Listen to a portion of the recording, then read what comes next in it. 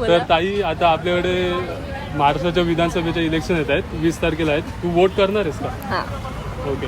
तर आता मागच्या 5 वर्षात जी कामं झाली पनवेलमध्ये, त्याच्यापासून तू समाधानी आहेस का? काय अजून चांगली प्रगती झाली असती आपल्याकडे? अजून व्हायला पाहिजे चांगलं. अजून चांगलं आणि आहे, छानच आहे, पनवेल तर छानच आहे, पण अजून छान व्हायला पाहिजे. ओके. आणि पुढच्या 5 वर्षामध्ये तुझ्या काय अपेक्षा आहेत? काय काय व्हायला पाहिजे पनवेलमध्ये? पनवेलमध्ये छान छान गार्डन व्हायला पाहिजे शॉपिंगसाठी. काय नाही, व्हायला पाहिजे आता चांगले, आपण बघतोय मुलींसाठी की- चांगले सेफ्टी व्हायला पाहिजे. बरोबर. जिकडे तिकडे कॅमेरे वगैरे हवेत. पुन्हा रात्री मुली ऑफिस मधून घरी जातात, त्यांच्यासाठी गाडी अवेलेबल नसते. लोक बरोबर. सांगतात आम्ही अर्ध्यातच सोडू तुम्हाला, एवढ्यापर्यंत रिक्षा आमची वगैरे रिक्षा आहे. available हा, असतात. मग त्यांच्यासाठी व्यवस्थित सोय पाहिजे. ओके. आणि बाकीचे इन्फ्रास्ट्रक्चर वगैरे होते पनवेलमध्ये, आपण बघतो की सगळ्या बिल्डरांकडे जातात, बिल्डर नुसते बिल्डिंग बांधतात, पण बाकी चांगल्या शाळा नाहीतर चांगले स्कूल हवेतच आहे. दर्जेदार हो. गोष्टी होत नाहीयेत. तर त्याच्या- चांगले स्कूल, इमर्जन्सी हॉस्पिटल चांगले हवेतच. आणि पण आता सगळ्यात मोठी गोष्ट की लहान मुलींसाठी आणि मोठ्या बायकांसाठी आणि सगळ्या लेडीजसाठी सेफ्टी पाहावी आहे. ओके. आणि आता पनवेलमध्ये काही बदल अपेक्षित आहे का? जे आपले प्रशांत ठाकूर आमदार आहेत ते चांगलं काम करतील, काय नवीन चेहरा आला पाहिजे पुढच्या 5 वर्षामध्ये? नवीन चेहरा पण आला पाहिजे, बरोबर. कारण की आपण अनुभवले ना त्यांना, आता नवीन चेहरा आला पाहिजे असं. थँक्यू, तुम्ही आमचा एवढा टाइम, तुमचा टाइम दिला आम्हाला एवढा. ठीक आहे, थँक्यू. तर आता हॅलो मित्रांनो, आपल्यासोबत काका आहेत, आपण त्यांच्याशी जरा बोलू. नमस्कार काका. नमस्कार. आता महाराष्ट्र विधानसभेचे इलेक्शन येत आहेत. कधी आहेत इलेक्शन माहिती आहे तुम्हाला? 20 तारखेला. 20 येणाऱ्या 20 तारखेला ओके. तुम्ही वोटिंग करणार की नाही? करणार ना. का नाही, वोट फुकट घालवायचं नाही आपल्याला. ओके. हा. तर मग तुम्हाला काय वाटतं, मागच्या 5-10 वर्षात आपले आमदार प्रशांत ठाकूर त्यांच्याकडून जी कामं झाली ती, त्याच्यापासून तुम्ही समाधानी आहात की अजून चांगली कामं होऊ शकली असती? पण अजून चांगली कामं व्हायला पाहिजेत. बरेच ठिकाणी रस्त्याची म्हणजे खराबी झालेली आहे, ते रस्ते काय झालेले नाही, ते व्हायलाच पाहिजेत. बरं का. आणि ट्रॅफिकची समस्या आणि पार्किंगची समस्या आमच्या मार्केटवासियांना, बाजारात जेव्हा कस्टमर काही वस्तू घ्यायला येतो तर बाईक पटकन उचलल्या जाते त्याची, 100-1 रुपयाची खरेदी करतो, 300 रुपये त्याचे पोलिसाला जातात. ते जी काय पार्किंगची समस्या मार्केटमधली ती त्यांनी दूर करायला हवे. जो कोणी येईल त्यांनी पण, प्रशांत सेठ येऊ द्या तरी चालेल, इतर कोणी आले तरी सुद्धा.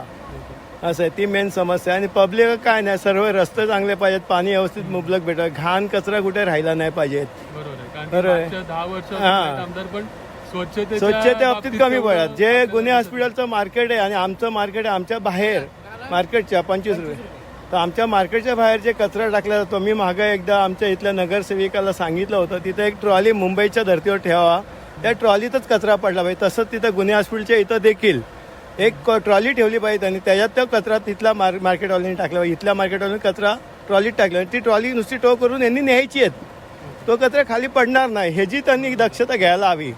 मुंबईला क्रॉफेट मार्केटला, इतर ठिकाणी सुद्धा, भुलेश्वरला पण तशी ट्रॉल्या ठेवलेल्या असतात, त्यातच कचरा टाकला जातो. हा, तो त्यांनी काहीतरी बाहेरचं बघून तुम्ही करा. जसे तुम्ही बाहेर गुजरातचे रस्ते इथं दाखवता तसं बाकी पण काहीतरी घेऊन या ना दुसरं पण. असं आहे ना. पुढच्या 5 वर्षामध्ये तुम्हाला काही पनवेलमध्ये बदल अपेक्षित आहे?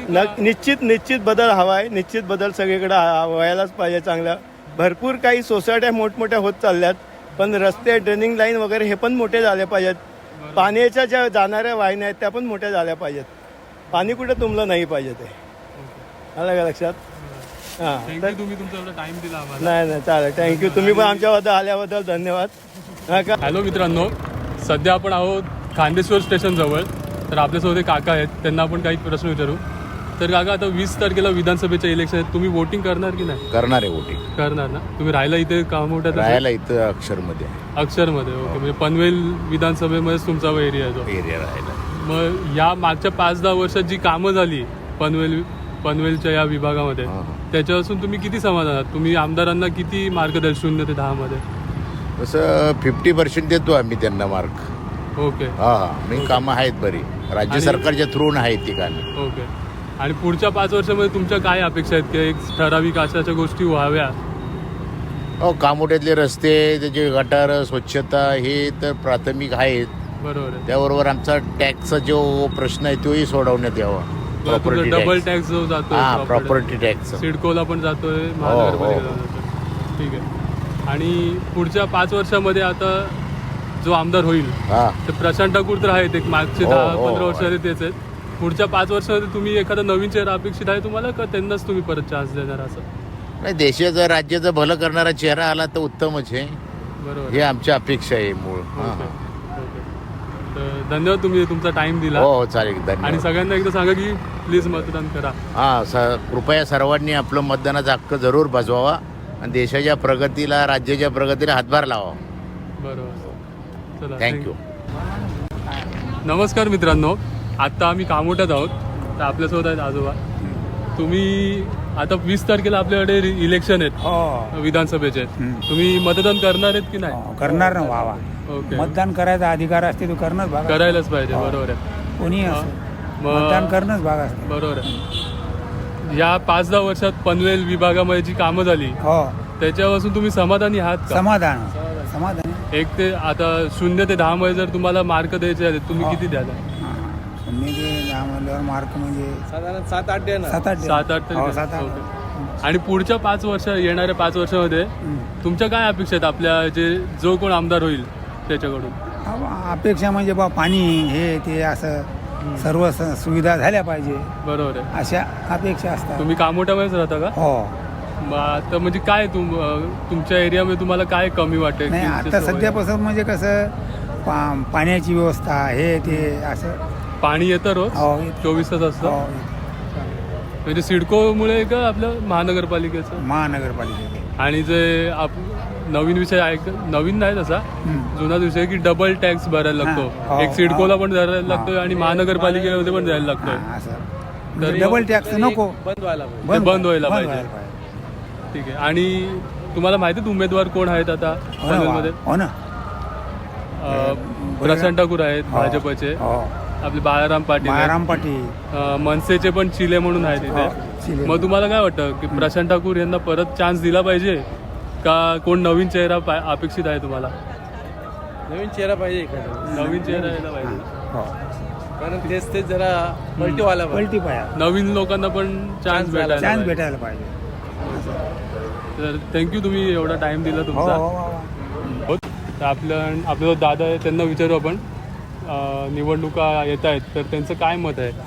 तर नमस्कार दादा. नमस्कार. आता इलेक्शन येत आहेत, तुम्ही वोट करणार का? नक्कीच करणार वोट.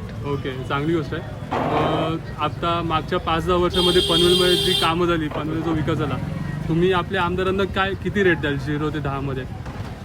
9 पर्यंत तर रेट द्यायला पाहिजे त्यांना, म्हणजे आता जी विकास कामं झालेली बऱ्यापैकी.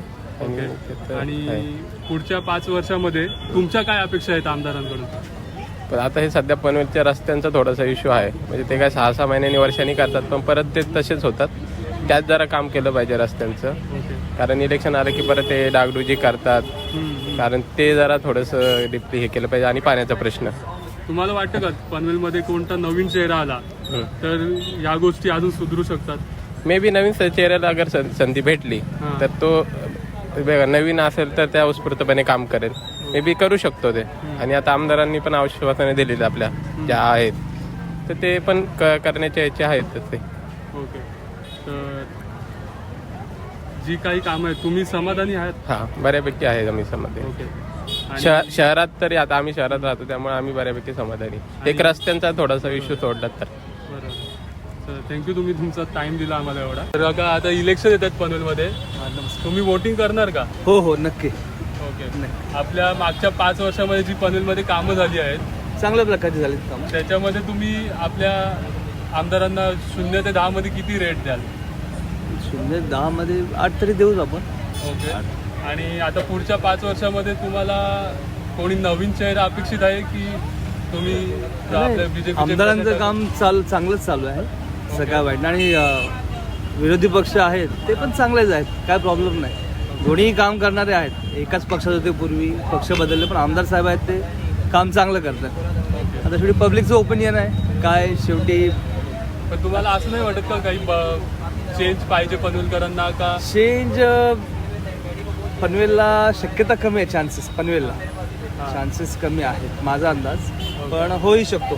कारण सध्याची राजकीय परिस्थिती पाहता सांगू शकत नाही, चेंज होऊ शकतो. आणि ओव्हरऑल लोक खुश आहेत का आमदारांच्या कामावर? आमदारांसाठी खुश आहेत, ओके. पण ते वरच्या लेवलला म्हणजे शिंदे गट आणि शिंदे साहेबांचं वगैरे सगळं, त्यामुळे बाकी काय नाही. फडणवीसांचं काम व्यवस्थित नाही झालं, सगळ्यांचं मत आहे.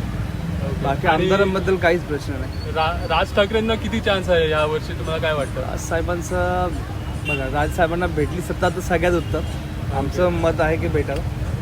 आणि गव्हर्नमेंटमध्ये त्यांनी काय ते बोलतात म्हणजे सत्तेमध्ये त्यांनी राहावं. ओके, आहे ते बोलणारे आहेत आणि काम करणारे पण आहे. धन्यवाद, तुम्ही तुमचा टाइम दिला एवढा आम्हाला. थँक्यू.